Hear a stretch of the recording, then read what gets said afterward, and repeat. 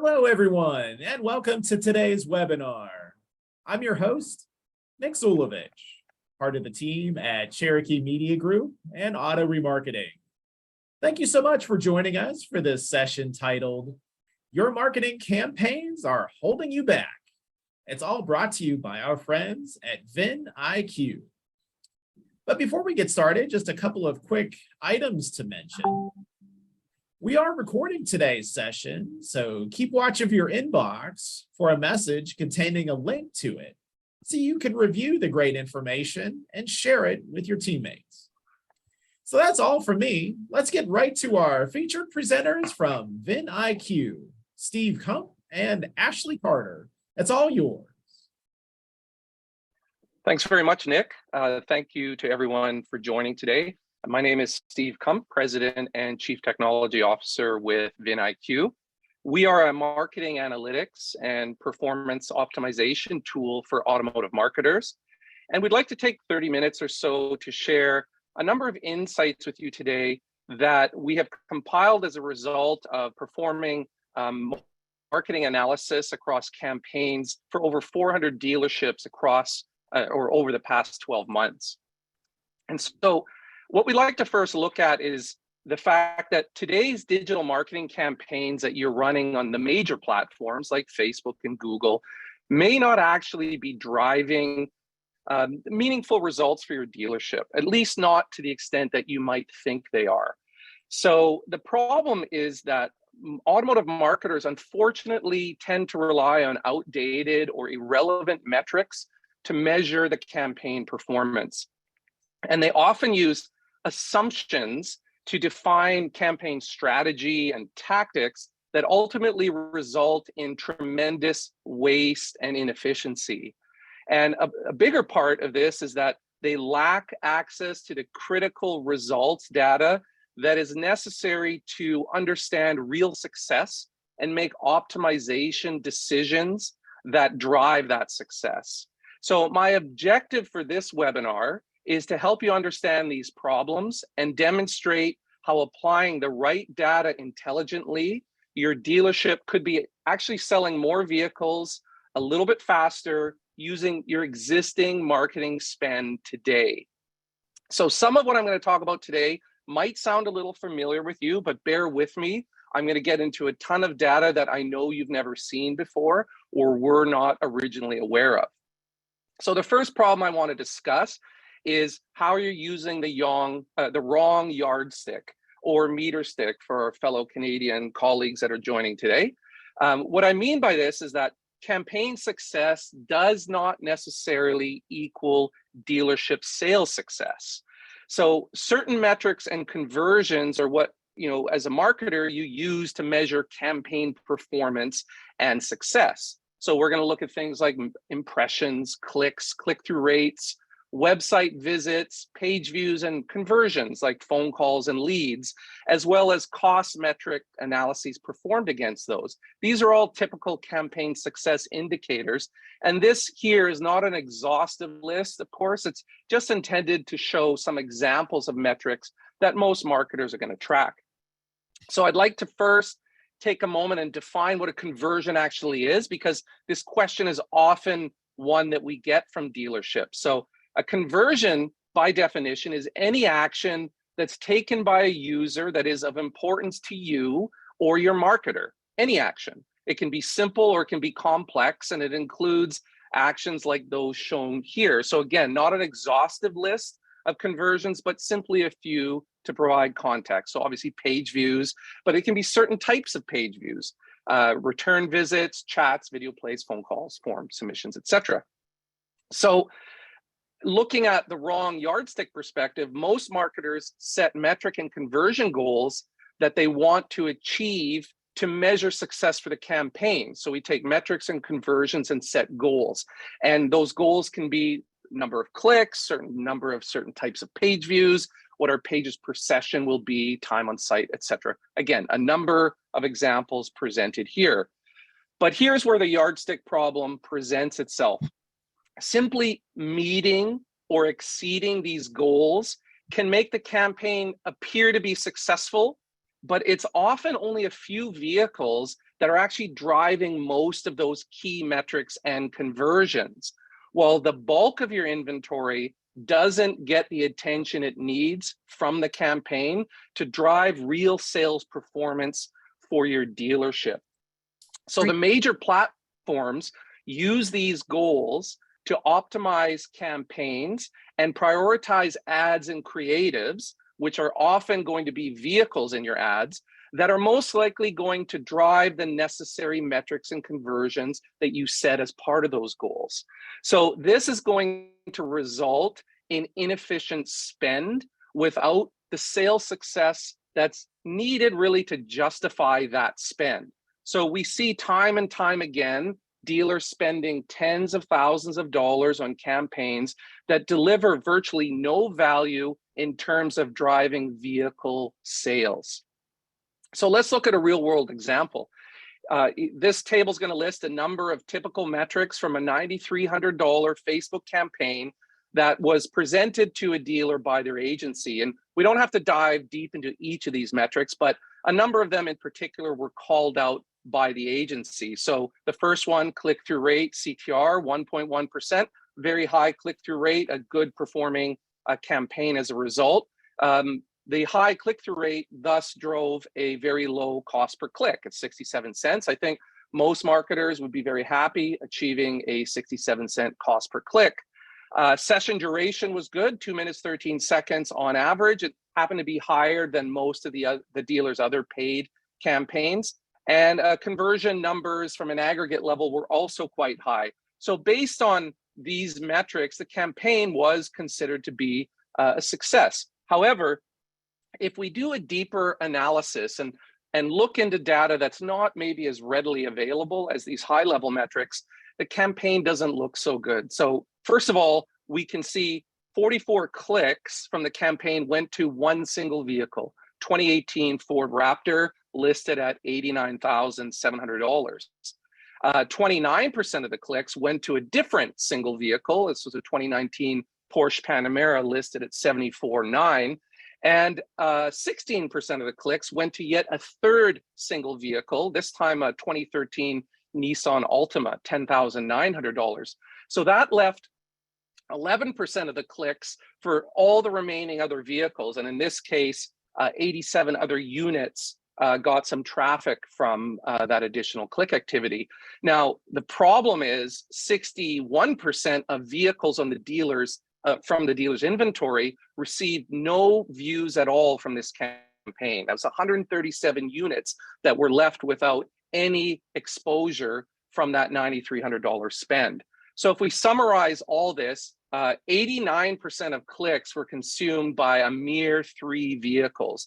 And if we break that down from a cost basis and that $9,300 campaign spend, just to allocate it equally for against that cost per click, a number that we saw in the metrics, the Raptor consumed $4,000 and change.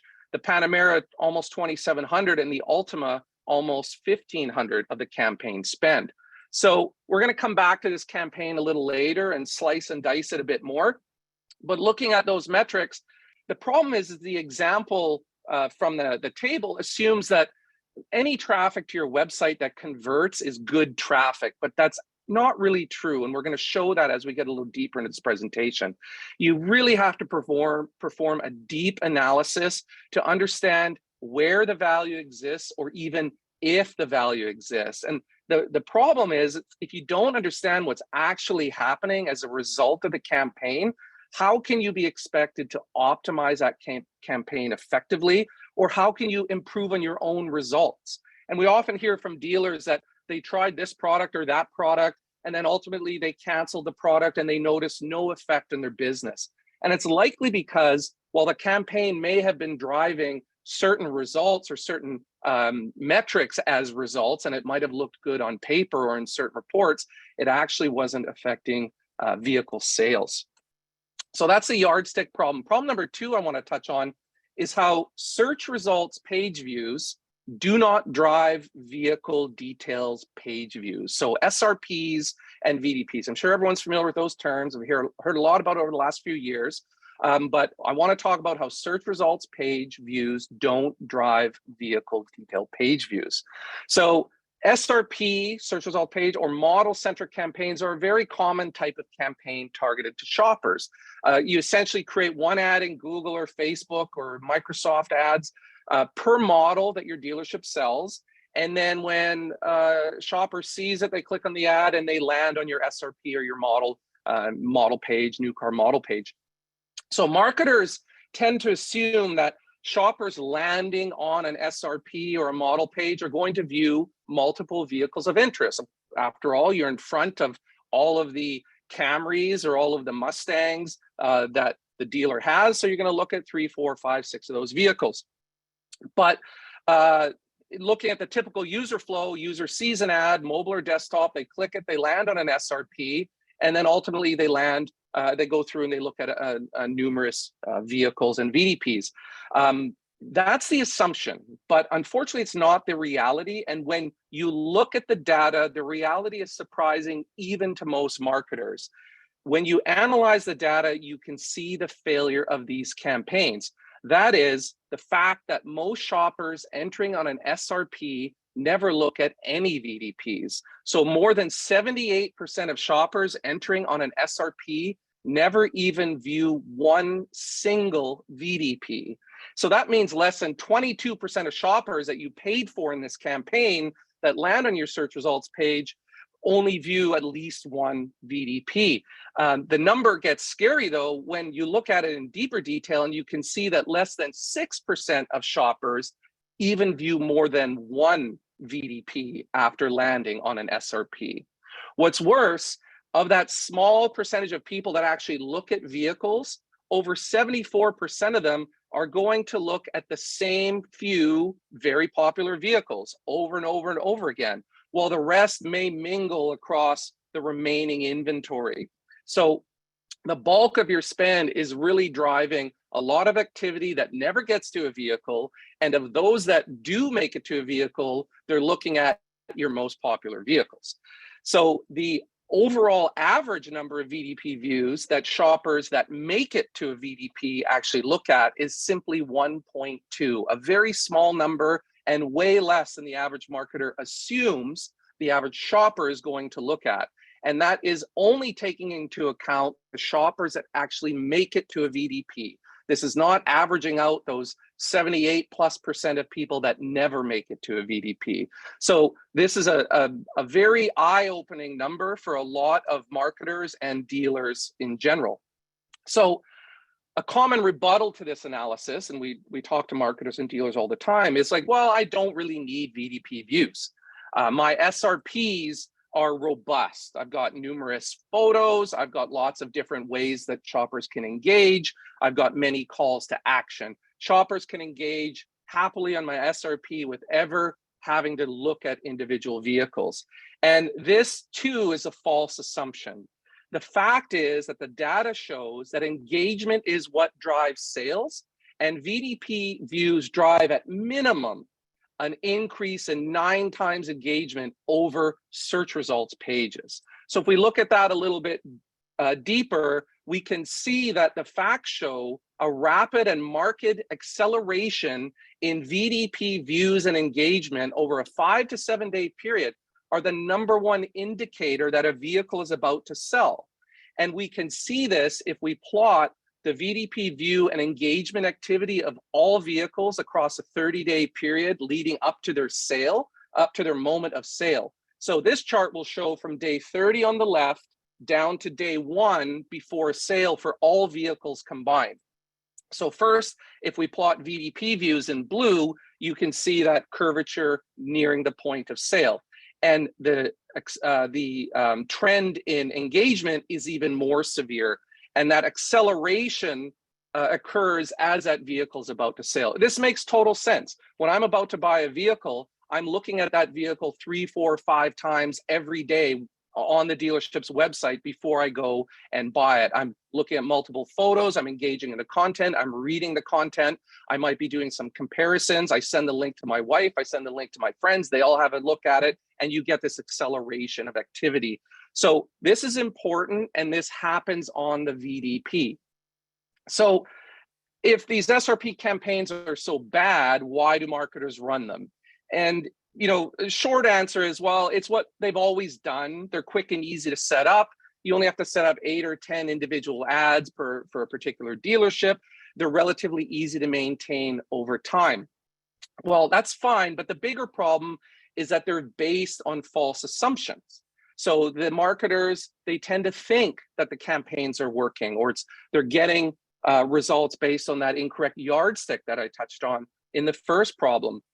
So some of the false assumptions are what we touched on, is that conversion metrics are at a high level. They're not at the vehicle level. So you can get all this conversion activity, but it's not telling you in any of your reports where that conversion activity originates and on what vehicles are shoppers converting. And are those vehicles ultimately selling is the big question. As long as traffic is converting, it's good traffic. That's another false assumption.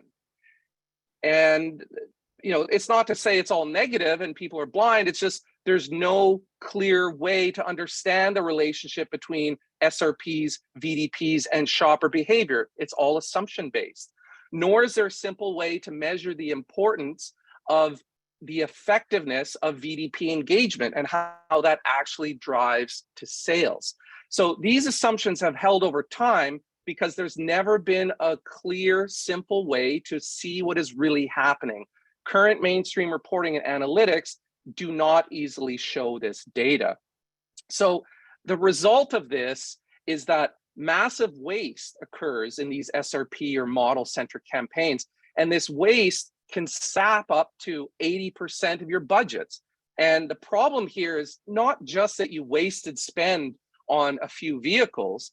The bigger problem is that you're starving the remaining vehicles that actually need that exposure and engagement. You're starving them of that exposure engagement that they need to sell as fast as they possibly could.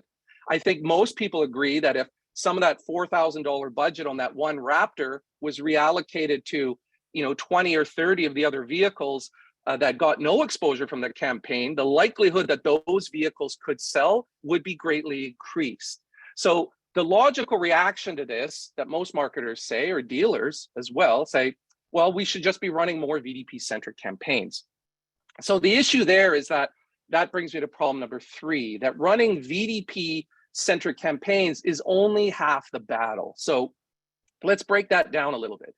The good news with VDP campaigns is that 100% of clicks that you get are driving shoppers to your VDPs. And we know, as we've seen earlier, that VDPs are going to drive a significant lift in engagement over our SRPs. So we get that big boost of engagement. But as an added benefit, we've measured that shoppers entering on VDPs tend to look at more additional VDPs during their visit on average than shoppers who enter on SRPs. So we previously saw an average of 1.2 VDPs per visit for shoppers that entered your site through an SRP-centric campaign, but we can expect to deliver closer to 1.8 or 1.9 VDPs per visit for shoppers entering on VDPs. So that's a significant lift in average, almost 60%. And plus, we have the added benefit that this average is for 100% of visits. Well, the SRP average we looked at is only for about 22% of your visits. So because we remember, only roughly 22% of our shoppers even looked at one VDPs. So this added lift affects every single view, every single click from the campaign, and that creates a huge increase in overall VDP view activity and therefore engagement. So even with these benefits though, running VDP campaigns on their own still introduce a set of new problems that we have to be aware of. So the bad news is that these major platforms rapidly identify our most popular vehicles, and they're going to showcase them over and over too often to shoppers, and that causes this spend problem. We kind of saw that spend issue in that original problem one with the wrong yardstick, where so much of the spend went to a few vehicles. This really is where it manifests and why it manifests through a lot of VDP campaigns, and it serves the same vehicles over and over and over again. The major platforms are really good at figuring out what shoppers are interested in and which of your products are very popular, and match the two together, which creates this effect. So it works out to about 18% of your most popular vehicles will consume about 80% of your budget. Now, if we go back to that original campaign, we see this was a little bit more severe. A much smaller percentage of vehicles consumed 89% of the budget, but we can, in reviewing the Raptor, Panamera, and Altima, we can zero in on that Raptor for a moment, because I want to show some further troubling insights that become available if we really drill down into the campaign into this vehicle. Problem number one, Facebook, which was the basis of the metrics we looked at, was only one campaign of several that this dealer was running in that month. So if we look at the other campaigns and the spends from those campaigns that are attributable to this Raptor, we can see that Google CPC spent $1,200, Snapchat over $400, Amazon almost $1,600, programmatic display just over $1,600, and Edmunds social remarketing almost $600. So that amounts to a total attributable spend on this Raptor of $9,526 just in one single month, pulling out of the dealer's overall budget to this one vehicle. So since this vehicle was in stock for 95 days, when we add up the total spend on this vehicle across that entire period, it amounts to a whopping $22,886 spent on this Raptor alone. So that alone is shocking, but the story gets worse. Dealership groups often share their inventory across multiple websites in their group. That gives more exposure across all of the sites. It puts more inventory in each of the sites. And it's a great strategy in most cases. But when you do this and run your marketing in an uncontrolled manner, this will usually multiply this negative spend effect. So when we ran the analysis of that spend on the Raptor across the dealer group, it looks like this. Store one spent $22,886. We've already seen that. Store two spent $17,000 and change. Store three spent almost $16,000. Store four spent $18,840. Store five spent $12,000 and change. And store six, being a much smaller store with smaller budgets, spent only $1,376 on this vehicle. So that means that this dealer group as a whole spent a staggering $88,841 marketing this one vehicle. Worse, the vehicle was marked down $8,875 over that 95-day period. So you look at the total margin hit against this vehicle, it's like $96,000. Obviously, that's beyond the list price of the vehicle, so there's no margin left at all in this vehicle. And insult to injury, on day 96, this vehicle was sent off to auction, so it never affected a retail sale. So the really, really bad news with this campaign is that this vehicle was already the most popular vehicle on the dealer group websites across the board from all free sources of traffic. So that's your direct traffic, your organic traffic, your referral traffic. So this vehicle was already crushing it statistically, yet all of the major campaigns latched onto the popularity of this vehicle and over-distributed and over-marketed it. The agency that was running these campaigns for the group considered the campaigns to be a brilliant success. Again, related to those metrics that we looked at that don't actually measure the campaign against what's happening on the lot, but measure it based on these outdated or metrics that aren't relevant. And this is not an indictment to the agency per se. They simply don't have access to this level of detail. So the problem, the last problem I want to touch on this is that these issues can be exacerbated when using dynamic VDP remarketing and dynamic prospecting type campaigns, because the more shoppers that are sent to the same popular vehicles, the greater the number of shoppers that are eligible to be shown those vehicles again during remarketing. And so the more likely they will be shown. And likewise, the more popular vehicles that get activity, the more dynamic prospecting algorithms will choose those vehicles to match to potential shoppers to attract them to your website. So all of these issues really compound into this major problem. And I think a lot of people are aware of this issue in general, but nobody is really looking at the granular spend and how severely that can affect both waste, but also that lost opportunity costs of preventing that waste and reallocating that budget to the vehicles that actually need it. And the last point on this is we presented this issue to a few of the providers of the individual additional campaigns that we listed after completing the analysis, and said, look, you really have to resolve these issues because there's severe waste, and look at all the budget going to one vehicle.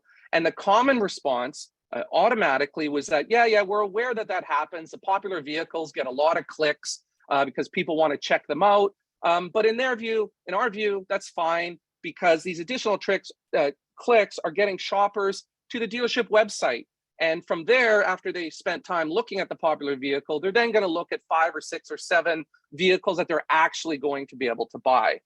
Again, false assumptions across the board that are made without considering any of the data that supports those assumptions. So for reference, I've included the total spend on the other 2 vehicles that were called out in this campaign, the Panamera and the Altima. So that 2019 Porsche Panamera total spend across the group was $22,111, not as severe, obviously, as the Raptor, but still pretty severe. And looking at the Altima, 2013 Nissan Altima for $10,000, total spend on this vehicle, $4,600. Now, this is typically what happens in these campaigns. The bulk of the spend will affect your premium vehicles on one end of the spectrum and your low-cost discounted vehicles on the other end of the spectrum. You might say, well, I can absorb that overspend on the premium vehicles because I've got margin, but I really can't absorb that spend on these discount vehicles, which is a reasonable assumption. But the issue here is not simply the fact that so much was spent on these few vehicles. The bigger issue, as I've said it already, but I have to emphasize it because it's critical, the bigger issue is that those high spend vehicles are starving the rest of your inventory from getting the exposure that they need to help them actually sell in a timely manner. So how do we prevent this? Can we prevent this is the better question. The main problems that you face in this context as an automotive marketer are not simple. They're very, very difficult problems to identify and to solve. There's no straightforward way to address any of the problems that I've touched on today, but you have to be able to see those problems. You have to identify your problem vehicles. You may not have the Raptor that spent 88 grand. You may not have the Altima that spent 4,600, but you do have vehicles that are stealing your spend, that are over consuming your spend and robbing the rest of your inventory from their opportunities. So you have to be able to identify these.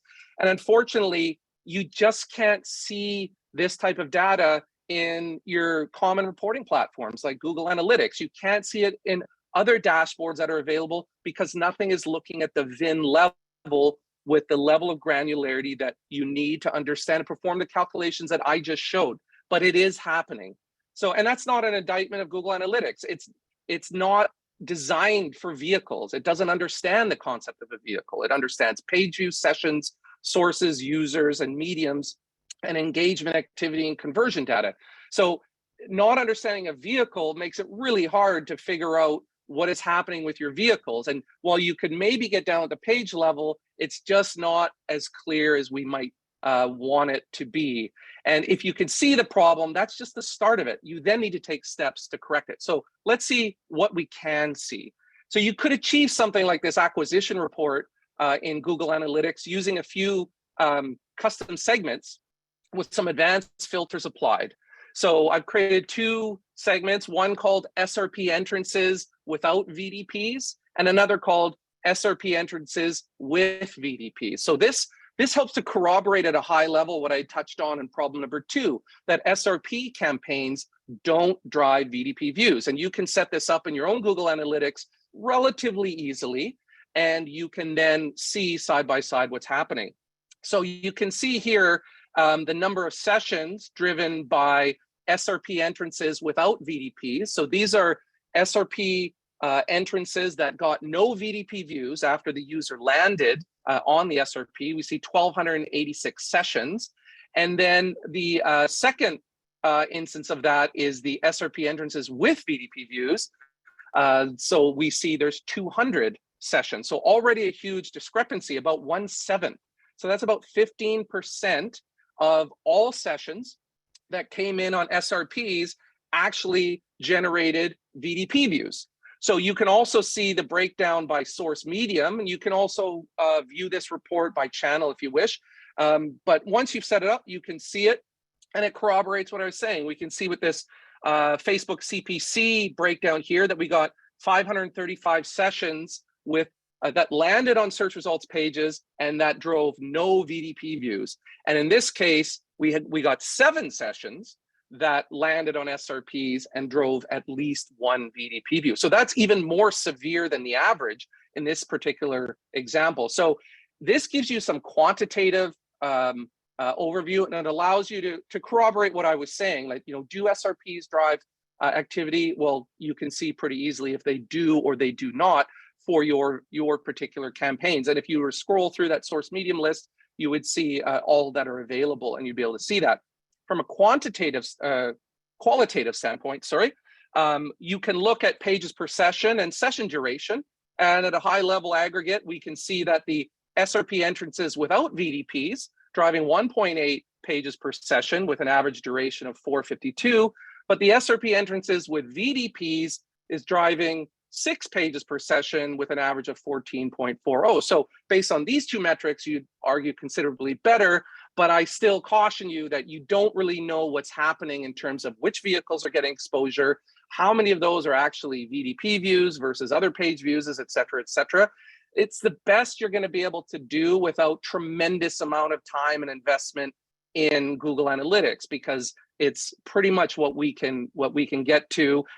Advanced users can get a little bit deeper, but it's really going to lack VIN specific data, which we believe is really necessary to see in order to understand what's happening. You're certainly not going to be able to achieve spend related data. So to get some insights onto vehicles, you can create some page view reports, and you can use some advanced filters with regular expression patterns that match how your website structure is depending on who your provider is. And while this can get you some details on the number of page views by VIN, it's not really easy to determine which vehicle is which based only on the URL, because depending on your website provider, they may have the VIN in there, they may not, it might just be an ID. You then have to kind of cross-reference or pivot that data to be able to understand what you're actually looking at. And a further complication is that many VINs appear on multiple different URLs on your website. And the worst part is that if you get multiple cluttered URLs, because you're getting all these different parameters coming in, which lots of platforms pass in on all this ID, this will make the same VIN show up numerous times. So it makes your problem more difficult to identify the VINs. And you can turn some of this off in the admin settings, but it's an ongoing maintenance issue because every time a new one crops up, you have to go in and add that parameter. So problems there in Google Analytics. So this is partly why most people kind of look at these high level metrics. So once you know which vehicles are the problem vehicles, because you've done all the work and drilled down, you could go about trying to restrict their exposure in Google and Facebook, Microsoft, Snap, whatever various platforms you're using. In Facebook, you can use what are called product sets, which allow you to create subsets of your catalog. So once you get your feed or your catalog put together and you get it into Facebook, you can stop Facebook from running every vehicle by creating a product set.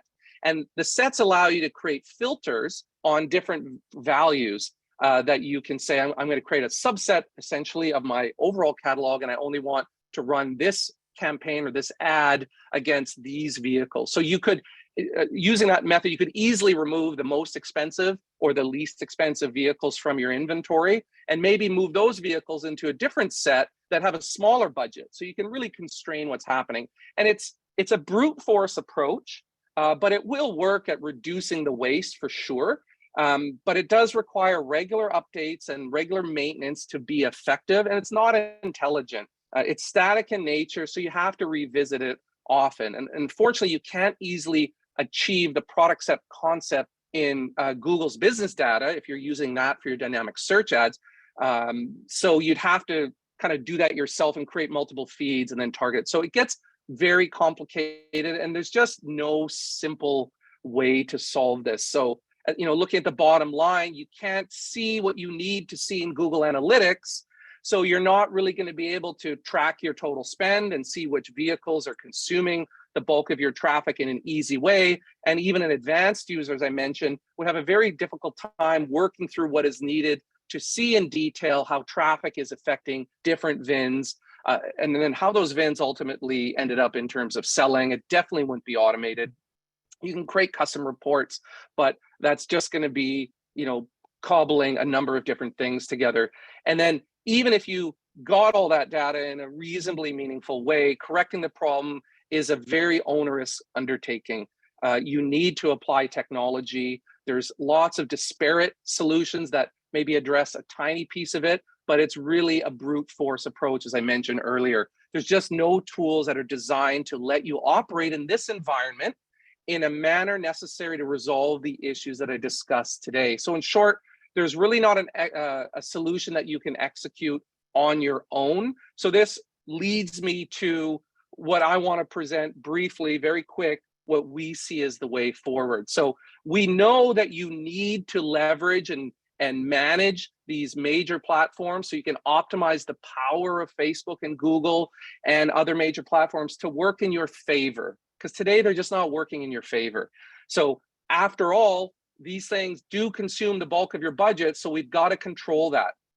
And you need to get these platforms to promote the vehicles that actually need promotion in order to get that exposure necessary to help them sell, not the vehicles that are already popular, not the vehicles that typically would consume the bulk of your marketing budget if left unmanaged. So we know this is the way forward, but right now it's extremely difficult to even access the data to understand what you need to do, let alone how do you implement an effective solution. So since there is no effective solution to this problem, we undertook the process of creating it, and we call that VIN IQ. And we've spent the last 18 months building out this solution.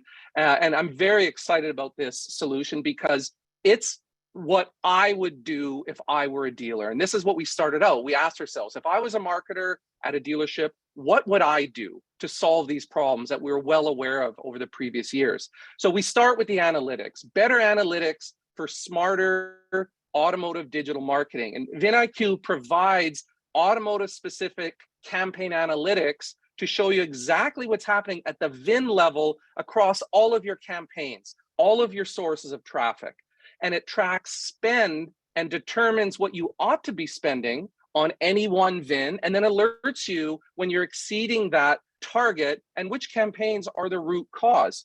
And what this does is it provides you an apples to apples comparison of the value of each campaign that you're executing and what value are you getting from those campaigns across a range of more than 50 metrics that you can actually use for qualitative analysis, not just quantitative.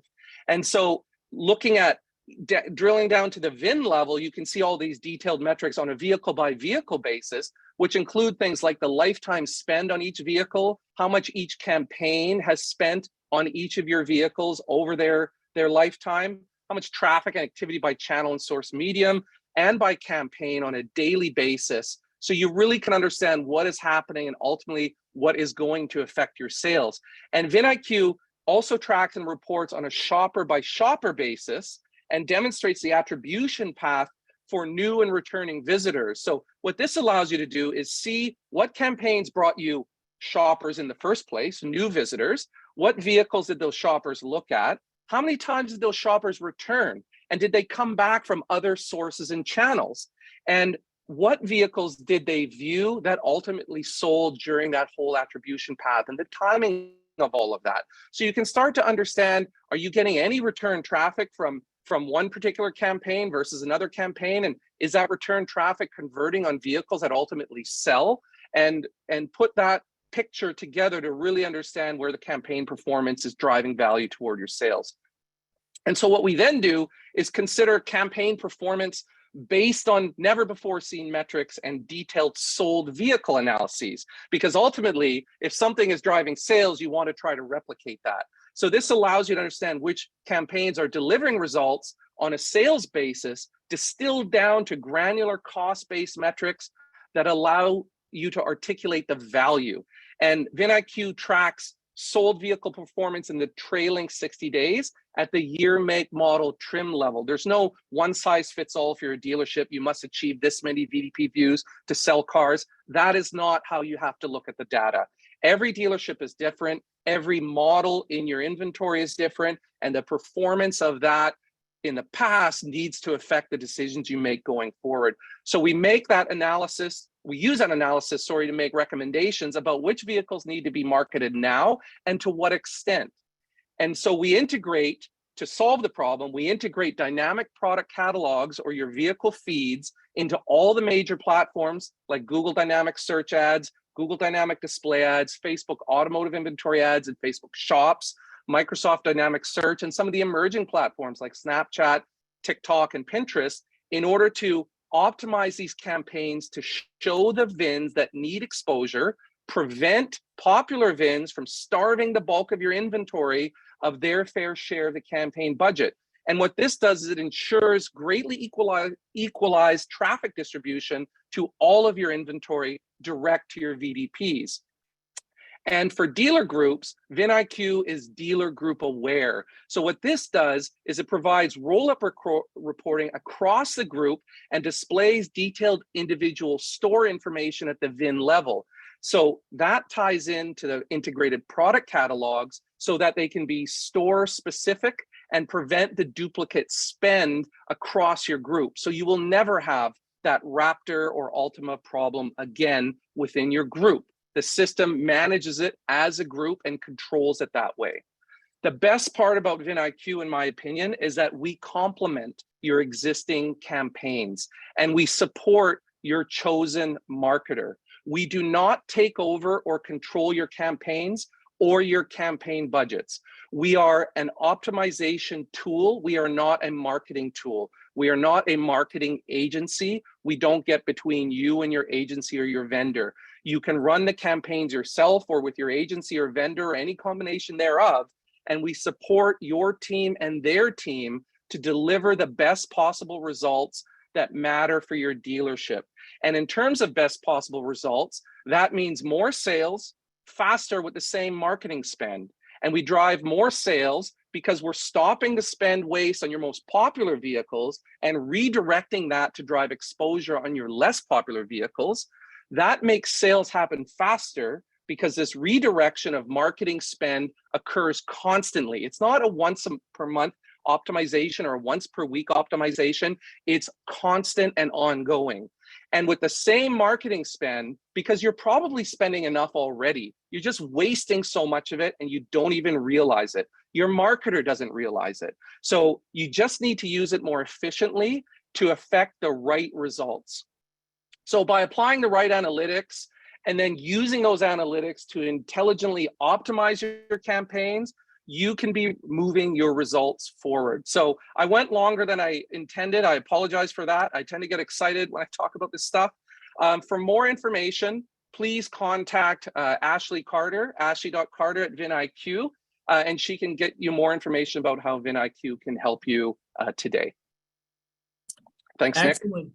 Excellent presentation, Steve. A lot of great information and intriguing data that you've shared. And just a reminder that we are recording today's webinar, so keep watch of your inbox for a link to the recording of today's session so you can review the great information and share it with others at your dealership.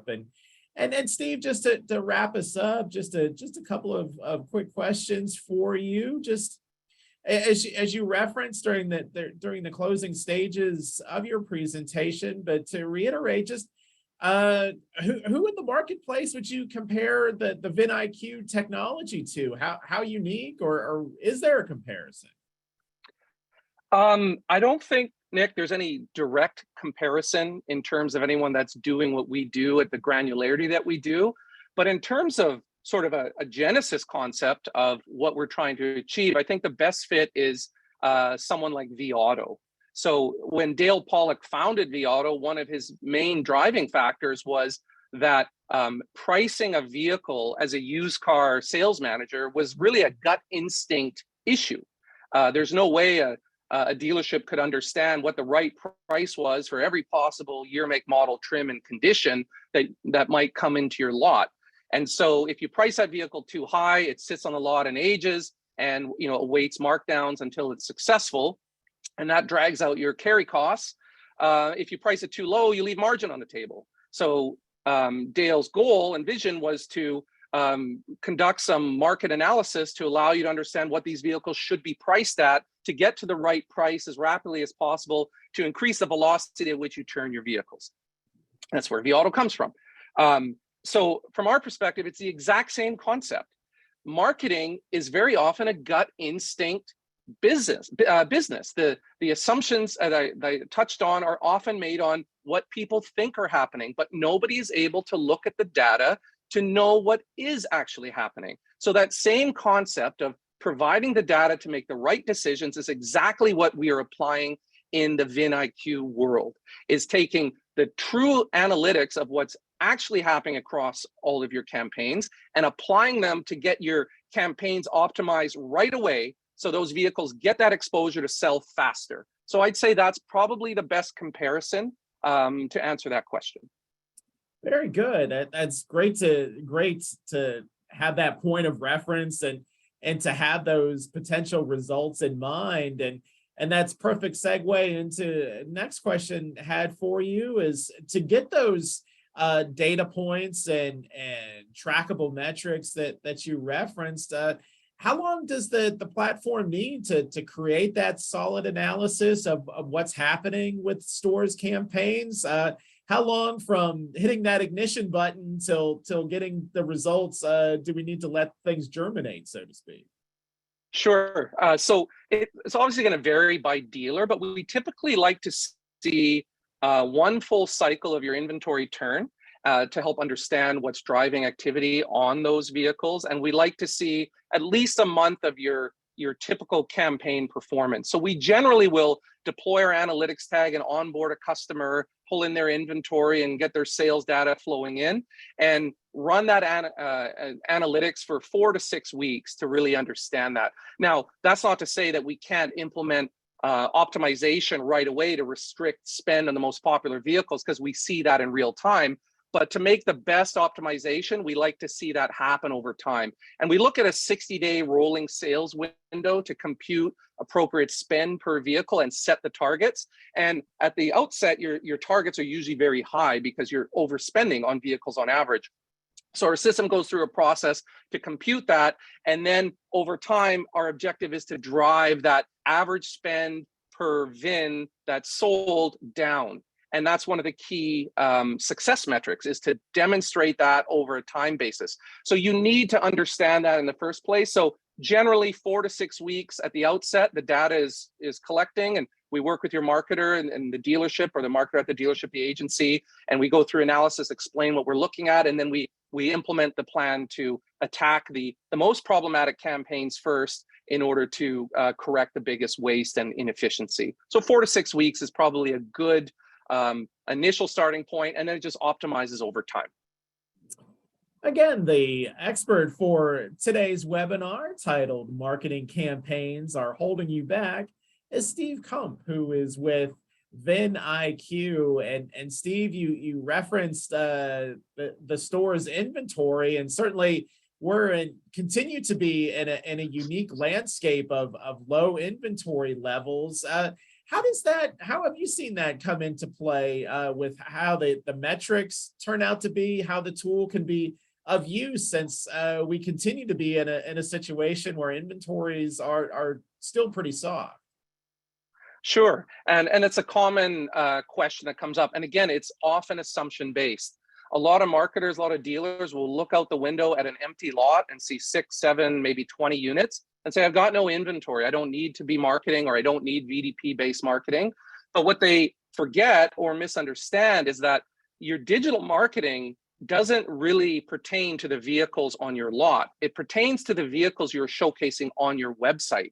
So if you're listing 20 vehicles that are in stock and 80 inbound units on your site, those 80 inbound units are inventory from the perspective of how the platforms are optimizing spend against those units. So you still need to sell those inbound. You still need to optimize against what's happening with those inbound. So you have to consider your overall website-based inventory because your digital marketing is driving shopper activity to that site. So I encourage them to start with that before just making a wholesale assumption that I have no inventory, because we see a lot of dealerships that when you do the analysis, even though they thought they had no inventory because they have no units, there's one or two vehicles that are burning all of their spend and really hampering the sales or pre-sales of other inbound units. So that's what you have to consider from that inventory standpoint in this particular type of digital marketing.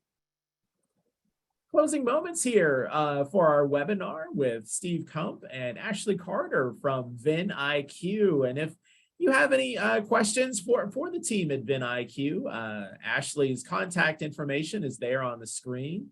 Ashley.carter@viniq.io. And Steve, to round us out, just kind of a nuts and bolts question. What's the pricing model for VIN IQ and its suite of solutions? Sure. So we operate on a typical technology subscription fee. So as I kind of alluded to, and what I feel is one of the best aspects of VIN IQ is that we're not a marketing agency in this aspect. We're not taking percentages of your budget. We're not trying to control your marketing spend.